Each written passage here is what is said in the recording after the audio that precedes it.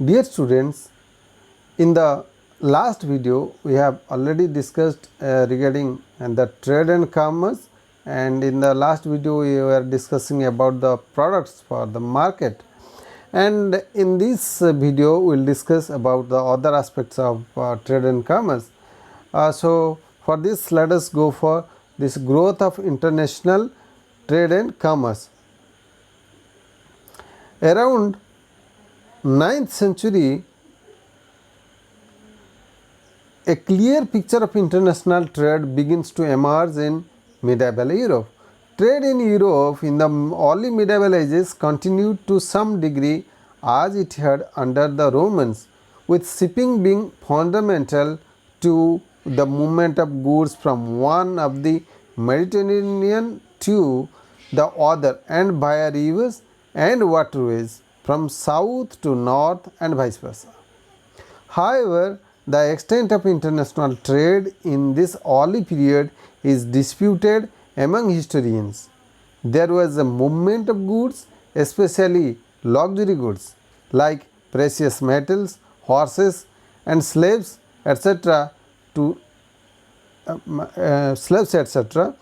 But in what quantities and whether transactions involved money or barter or gift exchange is not clear. Jews and Syrian merchants may have filled the gap left by the demise of Romans up to the 7th century AD, while the Levant also traded with North Africa and Moors in Spain. It is probable that international trade still remained the affairs of only the elite aristocracy, and it supported economies rather than drove them. The next important point is goods for international trade and commerce.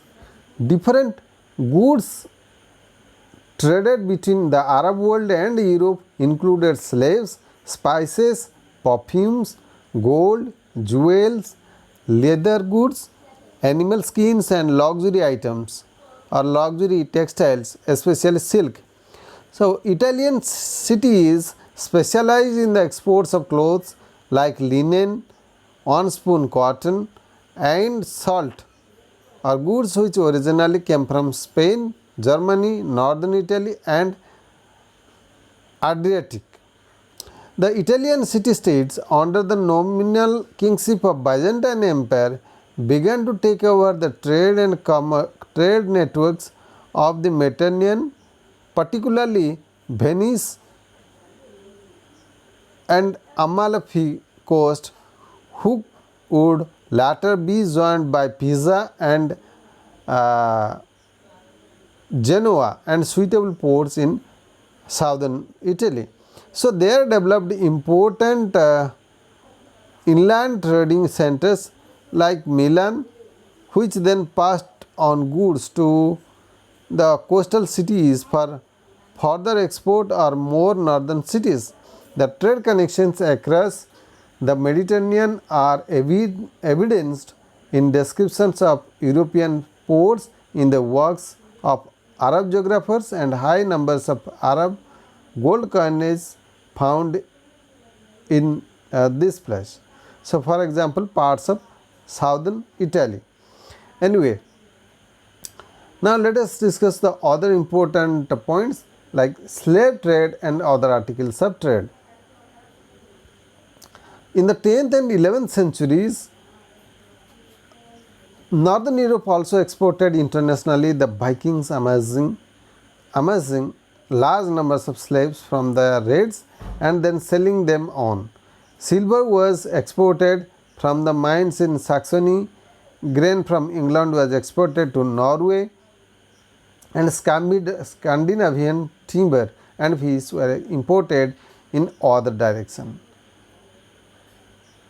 After the Norman conquest of Britain in 1066 AD, England switched trade to France and the Low Countries, importing cloth and wine and exporting cereals and wool from which Flemish weavers produced textiles.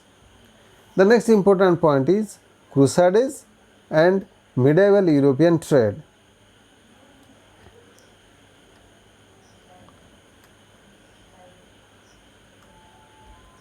Since the Italian trio of Venice, Pisa and Genoa gained more and more wealth, so they spread their spreading tentacles further, establishing trade ports in North Africa, also gaining trade monopolies in parts of Byzantine Empire in return for providing transport, men and fighting ships for the Crusaders.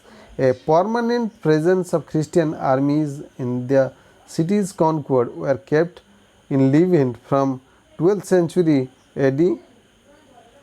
In the same century, the Northern Crusades provided Southern Europe with yet more slaves. The 13th century witnessed more long distance trade in less valuable and everyday goods as traders benefited from better roads, canals and especially more technologically advanced ships. Such factors help to cut down transportation time, increase capacity, reduce losses and make costs more attractive. In addition, when the goods arrived at their point of sale, more people now had surplus wealth. Then establishment of trading ports.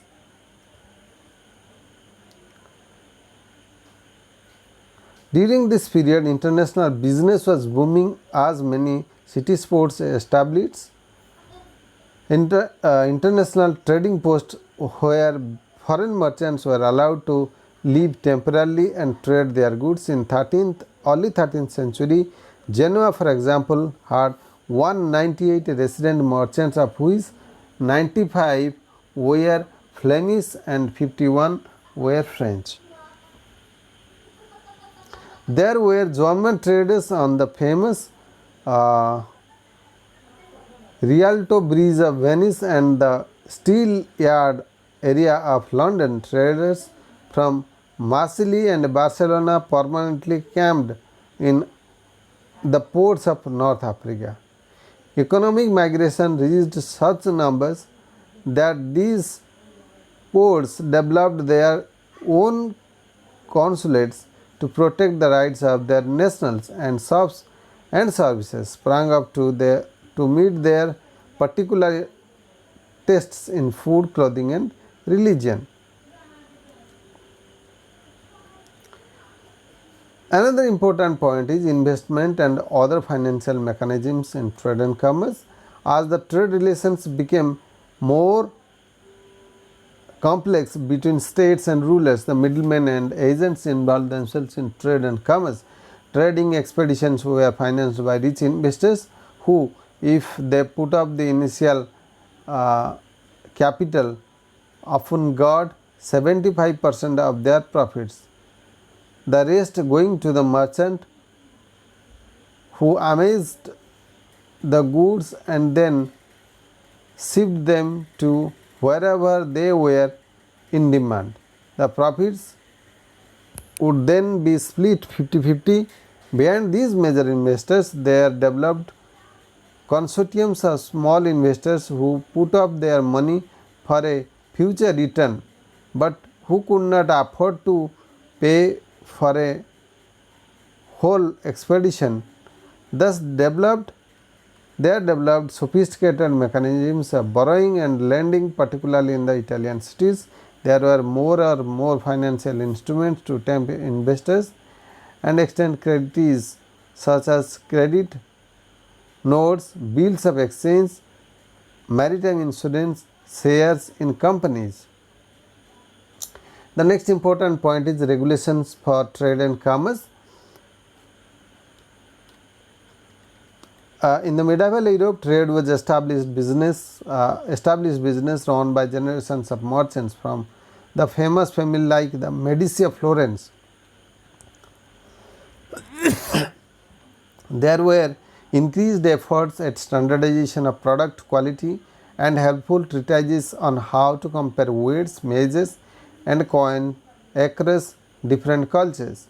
State control also increased with a codification of customary trade laws and regulations.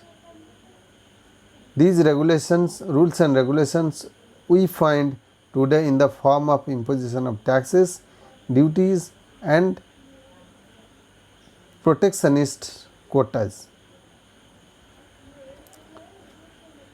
Now, the guilds in next important point is guilds in medieval Europe. With the growth of towns and trade, people working in specialist occupations united in associations called guilds.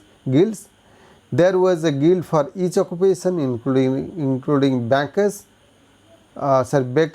butchers, brewers, weavers, merchants, artisans, and tradesmen.